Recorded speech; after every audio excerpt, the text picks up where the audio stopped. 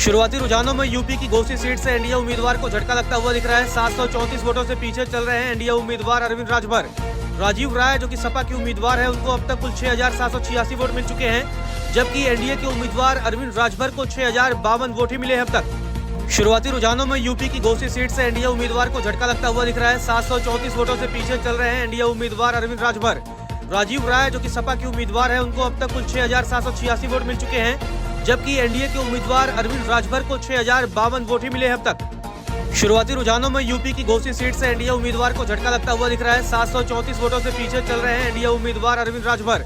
राजीव राय जो कि सपा के उम्मीदवार है, उनको अब तक कुल 6,786 वोट मिल चुके हैं, जबकि एनडीए के उम्मीदवार अरविंद राजभर को 6,052 वोट ही मिले हैं अब तक। शुरुआती रुझानों में यूपी की घोसी सीट से एनडीए उम्मीदवार को झटका लगता हुआ दिख रहा है। 734 वोटों से पीछे चल रहे हैं एनडीए उम्मीदवार अरविंद राजभर। राजीव राय जो कि सपा के उम्मीदवार है, उनको अब तक कुल 6,786 वोट मिल चुके हैं, जबकि एनडीए के उम्मीदवार अरविंद राजभर को 6,052 वोट ही मिले हैं अब तक। शुरुआती रुझानों में यूपी की घोसी सीट से एनडीए उम्मीदवार को झटका लगता हुआ दिख रहा है। 734 वोटों से पीछे चल रहे हैं एनडीए उम्मीदवार अरविंद राजभर। राजीव राय जो कि सपा के उम्मीदवार है, उनको अब तक कुल 6,786 वोट मिल चुके हैं, जबकि एनडीए के उम्मीदवार अरविंद राजभर को 6,052 वोट ही मिले हैं अब तक।